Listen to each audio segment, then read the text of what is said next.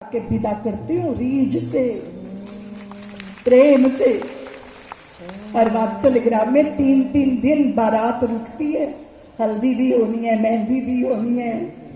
और वात्सल्य ग्राम के आंगन में उस बारात का स्वागत होता है। सज्जन लोग आते हैं मेरे वात्सल्य ग्राम की जो है मिथिलापुरी में। मैं तो कहती हूँ पूरा भारत अयोध्या है और मेरा वात्सल्य ग्राम मिथिलापुरी है। पूरे भारत से राम आते हैं और मेरी जानकी को अपने साथ ले जाते हैं।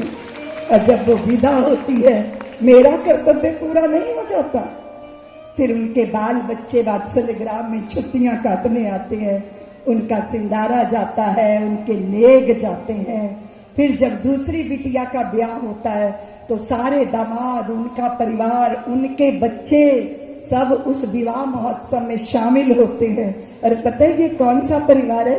ये परमानंद परिवार है। मेरे गुरुदेव ने नाम दिया, मेरे बच्चों को नाम दिया। और अभी मेरी बच्चियां विवाह भी कर लेती हैं फिर भी परमानंद गोत्र नहीं छोड़ती। बोले नहीं दीदी माँ। और आप सोचो मैंने एक कोई लोग आए और उन्होंने कहा मेरा बच्चा है एक इंजीनियर बन गया, उन्होंने कहा हमें ये दे दो, हमारे यहाँ संतान नहीं है। तो वो ले गए कि तुझे मैं संपत्ति दे दूंगा, दुकानें दे दूंगा, ये दे दूंगा, पर तुझे ये गोत्र छोड़ना होगा, तुम्हें हमारा गोत्र स्वीकार करना होगा। वो लड़का वहां से भाग आया, बोले दीदी माँ युग पुरुष भगवान का दिया हुआ परमानंद गोत्र अगर त्रिलोकी भी मिलेगी ना तो भी मैं इसे नहीं छोड़ूंगा। तो उस गोत्र का मुझे सम्मान करना है। मेरे गुरुदेव ने साहस किया कि जिन बच्चों के माँ पिता का नहीं पता वो सब परमानंद के नाम से पुकारे जाएंगे। तो वो राघव, रिद्धि, सिद्धि परमानंद और वो ऋषि राज परमानंद के नाम से पुकारे जाते हैं। तो मैंने देखा अतीत के भारत में बच्चों और बुजुर्गों और महिलाओं के साथ ऐसा व्यवहार कभी नहीं होता था। पता नहीं हमने किसका कल्चर के नाम से कचरा अपनाया, मुझे नहीं पता। भगवान ने स्वीकारा, भगवान ने प्रतिष्ठित किया, भगवान ने मान सम्मान दिया। प्रद्युम्न जी का जन्म हुआ, संबरासुर का वध करके कौन लेकर आई? प्रद्युम्न जी स्वयं संबरासुर का वध करके रति के साथ वो जो कामदेव का जब भस्म किया था तब भगवान ने कहा था कि द्वापर में जब कृष्ण अवतार होंगे तब तुम उनके पुत्र प्रद्युम्न बनकर। और तब रति ने प्रतीक्षा की थी, अपनी चिर संगिनी को पहचान लिया था प्रद्युम्न जी ने। बहुत अद्भुत अद्भुत कथाएं हैं।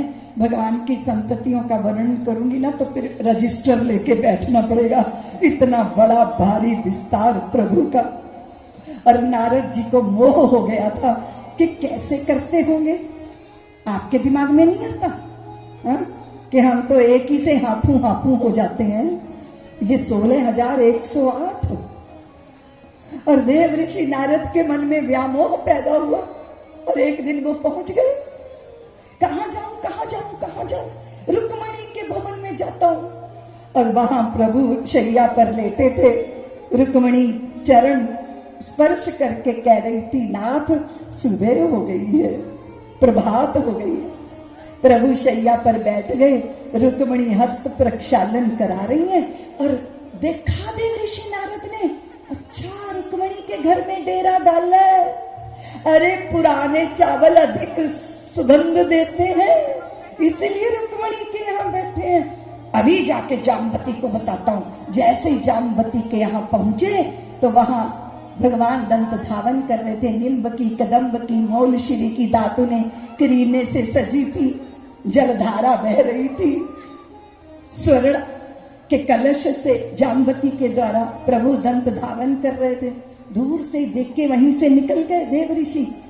मैं चलता हूँ सत्यभामा के भवन में, वहां भगवान का स्नान हो रहा था। अरे अब तो मुझे जाना होगा कालिंदी के भवन में, वहां भगवान का कलेऊ हो रहा था। अब तो भगवान ने हाथ पकड़ लिया। देव ऋषि नारद कहाँ जा रहे हो और इतनी जल्दी?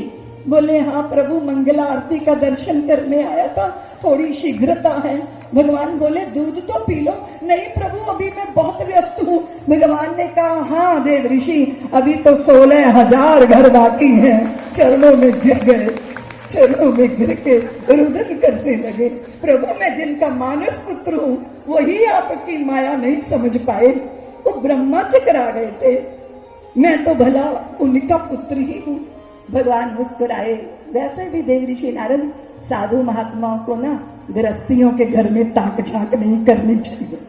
भगवान विनोद प्रिय हैं। प्रभु का ईश्वरीय अद्भुत